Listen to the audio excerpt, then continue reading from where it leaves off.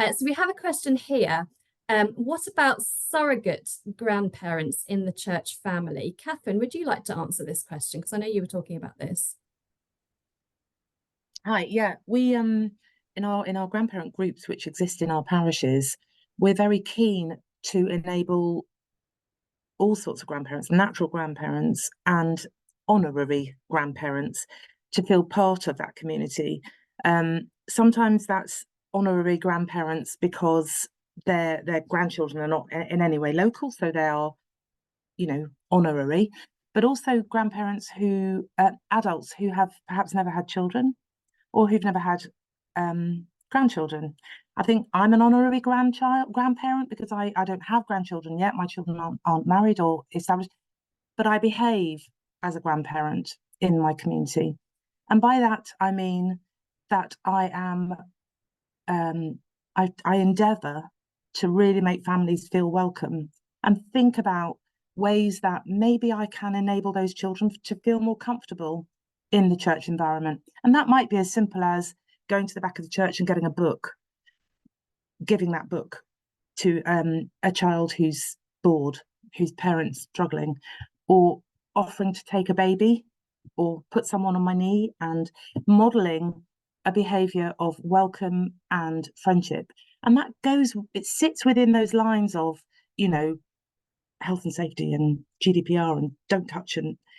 But actually, I am exhibiting the behavior of someone who loves in a Christ-like manner. And I think that's really important. So we're very keen on enabling people to feel part of those groups. Thank you, Catherine. That's great. It would be great to hear from all panelists on all these questions, but it looks like we've got about 30 questions, so that's not going to be possible. But thank you, Catherine. That's really helpful. Great question here from Roger. Families can be complicated. Becky, I'm aiming this at you just so you've got a few seconds to prepare. Do you have any particular advice for single or divorced grandparents or step grandparents? I'm sure that relates to a lot of people on the call today. So, Becky, what advice would you give? Yeah, the one thing that I discovered when I started talking to grandparents about grandparental faith was how enormously variable families are and how many different situations. And this fact that you're one step removed from, you're not responsible for kind of all the big parenting decisions. So you may not be comfortable with things, or you may be have to take a step back or even be pushed back sometimes. I think there's a chapter in the book which tries to address some common situations together with advice we received from grandparents. I think one of the important things is that you endeavour to build up as stronger connection as you can with your family in those circumstances. And that isn't always under your control, but I spoke to one grandma and she still sends the birthday cards and stuff like that, even though she doesn't even necessarily get a reply. But endeavour to build connection. Whether that's inviting your grandchildren to come over, popping a card in the post, giving them a call, always being available within reason and welcoming. I think one of the things we talked about, I don't know whether you were in the seminar, was the fact that when we have a good connection with someone that's good for both of us, good things follow from that. Trust is built. I think to remember that children are perceptive. If you have a situation where you don't see one member of the family as much, so that child still knows that person exists and is curious about. We're curious about our family and what makes them tick. I think don't let faith become a barrier. And as people explain this to me, I found this really challenging. Your greatest desire may be for your grandchildren to meet and know God, something like that. But the stories I was hearing was saying you have to step back and don't let the faith bit of your life become the thing that stands between you and that family. The more important thing is that you have a relationship with them. So, somebody said to me, don't mention when's the baby going to get baptized, even if you're desperate for that to happen. They would describe thinking about what happens if the family comes to visit on a Sunday. Do you go off to church as you always do and leave them sitting at home? Or do you just say, no, today's a day for the family? There are decisions that you need to make knowing your family. Things like that. And another thing that was suggested was to reflect on the barriers. What's caused the estrangement or the problem? Is there anything you can do, or maybe a conversation you can have that will help with that, and just open up those conversations are scary, aren't they? You know, families are complex, but to reflect and check in with God. Is there anything I need to do? And one of the things we talk about a lot of parenting faith is asking God for our next step. I think sometimes when we're faced with a huge problem, like I'm estranged from my family, or they've got divorced, or whatever it is, we want God to rush us through to the final solution. But actually, all those solutions are made of little steps. We had a lovely story. We ran Grandparenting Faith pilot groups, and Kate had a story from hers about a grandmother who was in despair about a situation with her grandchildren. And she asked God for one next step. And the next step was so simple. It was to invite this child on a car journey, and it transformed everything. So keep asking God for your next steps. Don't lose hope. The other thing I'd say, and I'm really inspired by Catherine in this, is get yourself a grandparenting gang. You know, you'd be surprised. Most people are facing similar things or experience similar things. You know, get people to hold your arms up like Erin and her, to say, I will stand with you in this season of praying for your grandchildren. Thank you, Becky. Loads of good practical tips there for all of us, actually. That's great. Thank you. I can answer the next question because it's a very quick one with a very quick answer. Will there be a Grandparenting for Faith course? Well, never say never. It's always good to keep options open. There are no concrete plans for a Grandparenting for Faith course at this moment. That doesn't mean that there won't be one in the future. That depends a lot on finances and staffing and prayer and all those kinds of things. So if you'd like to see a Grandparenting for Faith course, then please do partner with us to help make that happen, because that would be great. There's no concrete plans for this year.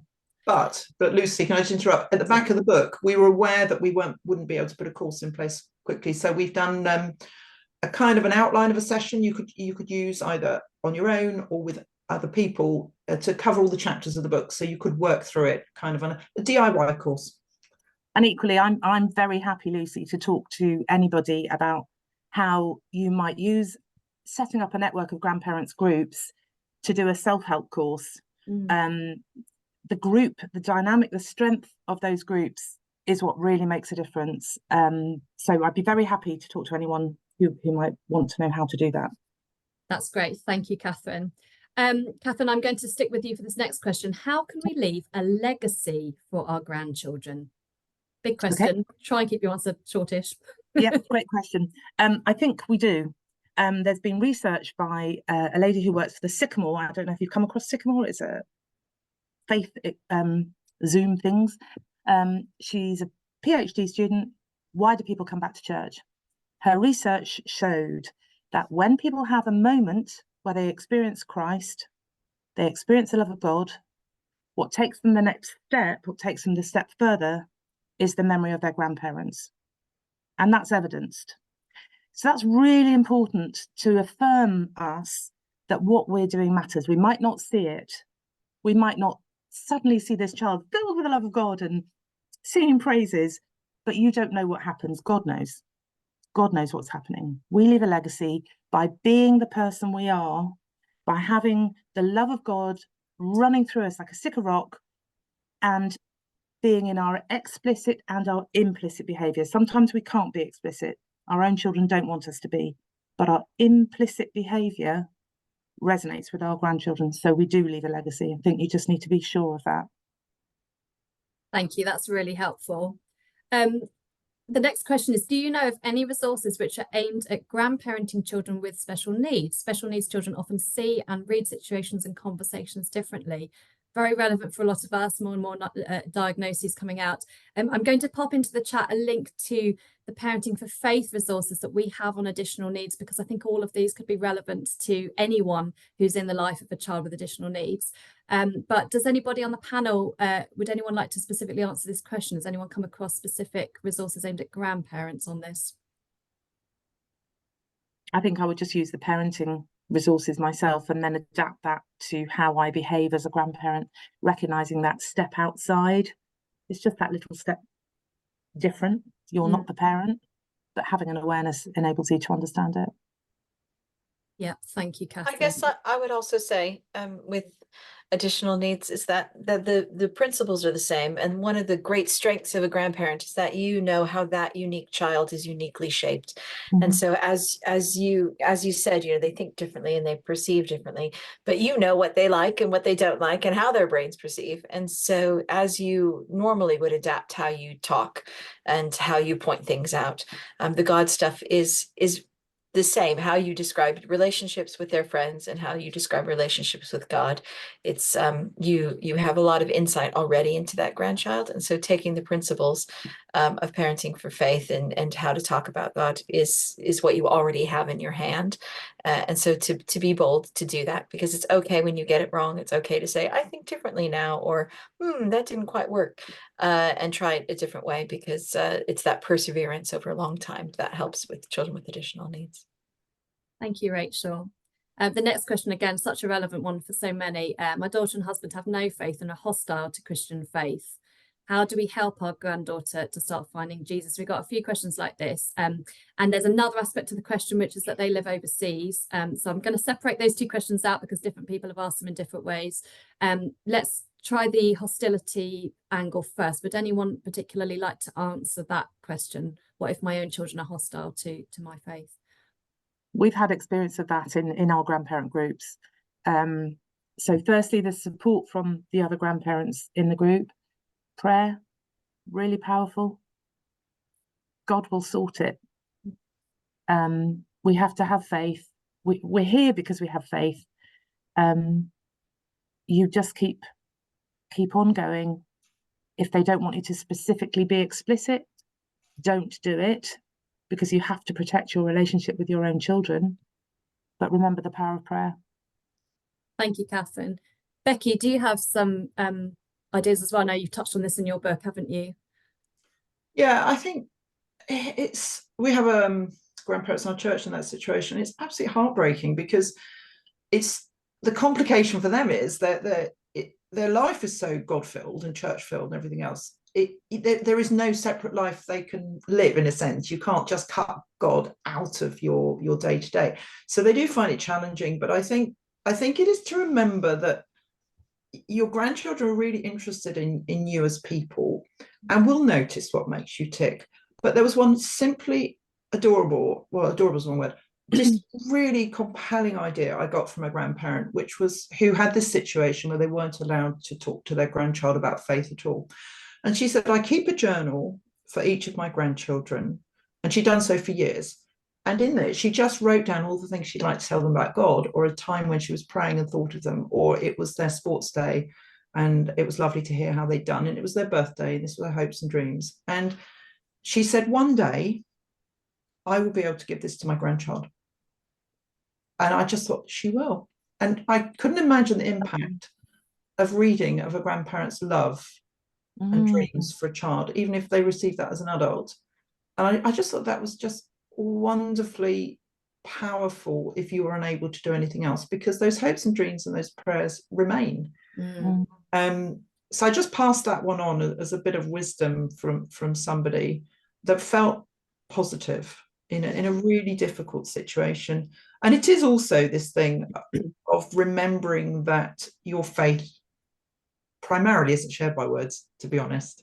When we were writing the book, we sent out a questionnaire to grandchildren of Christian grandparents saying what made a difference in your faith. And most of the time it was very ordinary little things like, oh, I noticed my grandmother kneeling in the pew. Now, grandma hadn't explained that at all, but 40 years later, this still had an impact on them. So just living your life as you do will speak volumes in itself.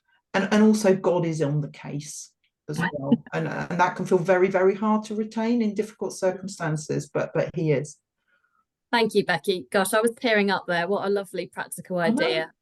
Because yeah, your grandchildren are going to grow up and become adults and get to choose for themselves. The other thing about that is to remember that actually your grandchildren may be 6 and 9 or whatever it is, but at some point they get autonomy when they're 14, 15, 16, that they'll start asking their own questions. You know, they just keep that relationship going, keep being those loving, available grandparents who love them, and that will just clear the way for a conversation to happen one point in the future. And we're going to try and fit in 2 more questions, but I realise we won't answer them all, so I'm really sorry, but we will find some way of answering them in written form and get that to you by email. 2 more questions. The first is the second part of that question, which is how do we grandparent from a distance when we live a long way away, or even in a different country or continent, to our grandchildren? And then we're going to move on to I thought this was a really interesting question. Any tip where the other pair of grandparents have a different faith or a different approach, and how we kind of you know, grandparent peacefully in that situation? So would anyone like to answer the question about distance? I'm happy to. I mean, this is the one real positive of the modern era of phones. My children's grandmother will constantly drop them a text to say happy feast day, or gosh, it's beautiful, or gosh, it's snowing today, isn't that wonderful? And it's the relationship. She doesn't talk about God all the time, but it's this drop relationship building. So I think communication with children as soon as they're old enough, on a phone, or someone's already put it in the chat, you know, a card, for no other reason than something's beautiful and just struck you. Thank you, Catherine. Yeah. And last question, Sarah, I'm aware we haven't heard from you. Don't feel any obligation to answer, but I'd love you to chime in on this if you'd like to. Any tips for when the other pair of grandparents have a different faith or a different approach? Feel free to say no, Sarah, by the way. Yeah, no, absolutely. I'm sorry, I think my connection is very bad, but absolutely, I think it's all about talking, you know, don't assume, you know, and I think a lot of what we've just been talking about, these different questions, trying to assume just because things happen, that means we can never do anything or never say anything. And so I think that open dialogue and conversation, especially when there's other family members involved, is so key. But absolutely what everyone's been saying about, you know, modeling yourself, you know, and showing your faith through what you do, that is still absolutely valid and is always there, no matter what else is happening in the child's life. Thank you so much.